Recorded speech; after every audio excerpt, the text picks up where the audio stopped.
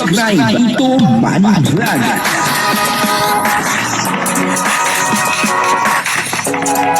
Payagan po si Tito Manny Vlog na mag-reactor para pambiling gamot sa kanya pong karamdaman.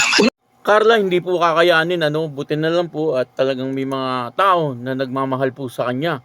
Papanoorin po natin yung video at syempre alamin po natin kung ano po yung hindi kakayanin ni Carla. At talagang may mga sumaklolo, yung mga tao na nagmamahal po sa kanya. At bibigyan po natin ng konting reaction. Pero bago po yan, ako muna po bumabati sa inyo lahat ng magandang umaga, magandang tanghali at magandang gabi sa inyong lahat mga kapatid. Kung saan man kayo ng panig ng mundo naroon ngayon, ay mag-iingat kayo palagi at pagpalain kayo ng ating Panginoon. Maraming salamat din po sa patuloy na tumatangkilik sa aking YouTube channel at nanonood sa aking video reaction. Patuloy lang po natin suportahan sila Kuya Bal Santos Matubang, Kalingap Rob at Edna Vlog, Jack Tapia at yung mga kasamahan ko pong reactor sa Kalingap. Ganun din po yung mga charity vlogger na Kalingap partner. Ito po yung video na kung saan ay talagang hindi daw po kakayanin ni Carla. Buti na lang po talagang dito sinabi po mismo ni Kalingap Rob ay may mga tao na nagmamahal kay Carla. At yun na nga po, yun po ang parang sumaklolo kay Carla. Panoorin po natin ang video at ang kabuuan po ng video ito ay nasa YouTube channel ni Kalingap Rob. Yun patuloy lang po natin suportahan si Kalingap Rob. At kung tayo nanonood po ng kanyang video ay wag po natin skip yung ads. Upang sa pamamagitan po ng ating panonood ay makatulong po tayo kay Kalingap Rob. Yun po ay para sa mga beneficiary ni Kalingap Rob.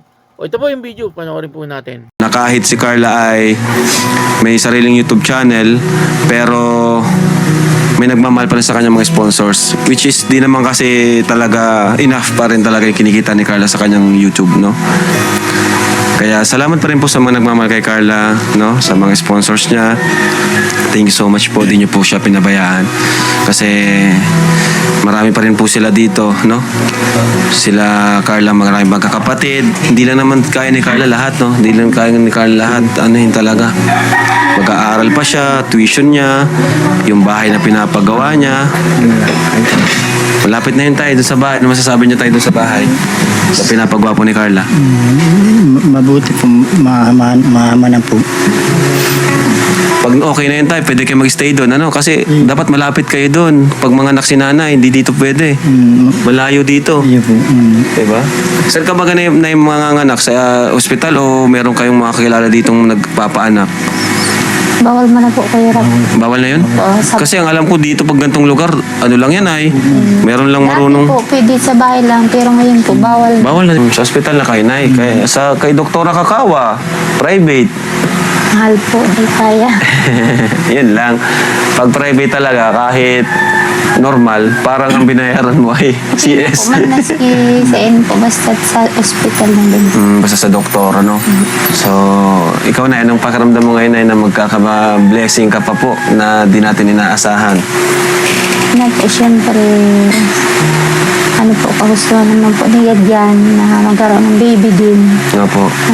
Para sa amin po, thankful din kasi siyempre po, baga bata, sabi niya, swerte po Oo naman. Mahida po kita na gustuhan taman po yan dahil taman gusto pag maabot po talaga sa buhay ta. Kailangan ta na po yan, tanggapon tayo na po yan. Masaya pati pag marami. Opo. Masaya pag marami, basta kayang Kailan po, ang iniisip ko din po, pag ireskwela po, baga, yan, dahil po asawa ko man, pag blaot lang minsan yan sa atin. Yun lang talaga ang kapalit. Opo, Kailangan sa talaga. atin naman po, sige man lang po kailan tabang, pag may, man po, may porta, sige man lang po yan. Bait ni Carla talaga, Napaka ni Carla. Sa papa niya man po, pag may ilang pong makusog ang naratang panahon, sige man lang po yan laot. Si tatay naman, makakatulong po si tatay sa pang-araw-araw na ulam. Diba tay? Pang-araw-araw na panggastos. Yun ang may ni tatay. Si Carla naman sa mga bills, kasi di na kaya ni tatay ang ganyan. Yung kuryente, tuition. Opo, minsan sa mga kapatid, Kaya, mga pambaon din. grabe na Buti na lang may kalingap talaga na handang tumulong. May tao? May tao. Buti na lang talaga na, no, na yung kalingap na bago po yung buhay ni Carla, no? Kayo po, no? Malaking tulong po kaya Rob. Nakapasok po sa kalingap. Kaya nga. Na-scout po si Carla. Grabe, ngayon ko lang din ulit na paano na lang kung wala ang kalingap, di ba? Kaya Siguro si Carla, ganun pa rin, di ba tay?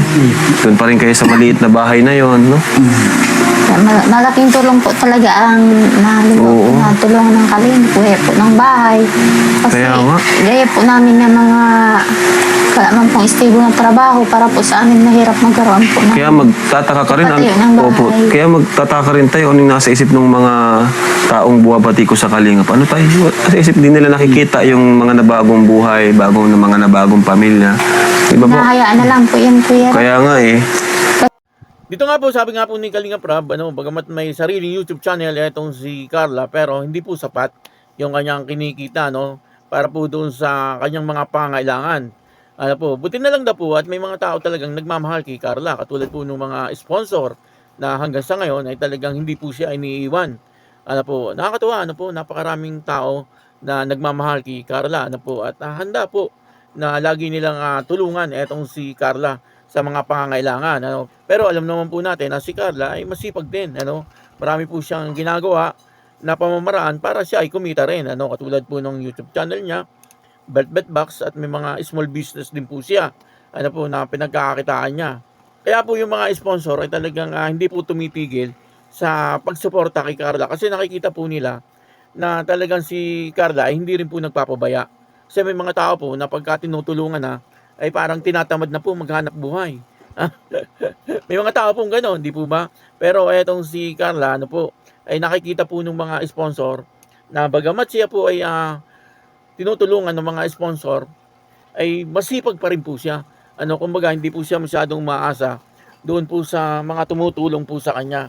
Na lang po, parang bonus na lang, yung mga sponsor na tumutulong po sa kanya, At yun na nga, dito po ay nakita po din natin, na si Carla po pala ay malaki ang naitutulong po sa kanyang pamilya. Yung mga bills, inabayadan ni Carla, at yung pangangailangan ng kanyang mga kapatid, ay parang sinasagot din ni Carla. Biruin niyo yun, si Carla ay isang estudyante. Pero naandun, parang siya pa rin ang breadwinner doon po sa kanyang pamilya. Pero, si Tatay Alan naman po ay hindi rin humihinto, sa kanyang paghahanap buhay.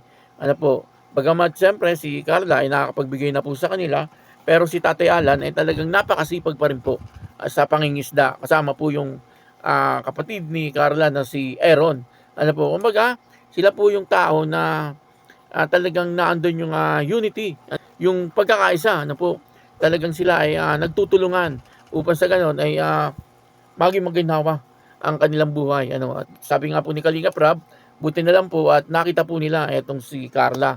Kasi karapat dapat naman po talaga na tulungan etong pamilyang ito. Kaya malaking bagay din po ang kalingap sa buhay nila Carla.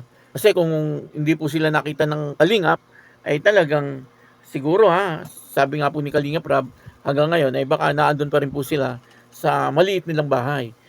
Pero ngayon, nakikita naman po natin, dahil din po sa tulong ng kalingap at ng sponsor, siyempre higit sa lahat, ay yung pong pagsisikap nila Carla. Kasi kung kahit na nga po may mga tumutulong, pero kung yung beneficiary naman ay hindi po nagsisikap, wala po yun, useless yun. Walang pahihinatnan yung buhay. Nangyari na po yan sa kalingap, na talagang tinutulungan, pero hindi po siya nagsikap. Kumbaga ay yung ibinibigay po sa kanya, ay parang iniinom at sinusugal. Kaya dumating yung panahon na wala pong nangyari sa buhay niya. Pati po yung kanyang bahay ay parang binawi ng kalingap. Kasi napabayaan na yung bahay. Kilala niyo po siguro yun. Yun lang po, at etong si Carla ay hindi po ganun. At etong pamilya ni Carla ay maayos na maayos. Kumbaga ay talagang karapat dapat naman po talaga na sila ay bigyan ng biyaya ng ating Panginoon. At ang instrumento na ginamit, siyempre, ang kalingap at yung mga sponsor. Kaya yun, maraming salamat po sa inyong lahat. At ako po si Tito Manny Vlog na nagsasabing God bless you all. Diyos mabalos.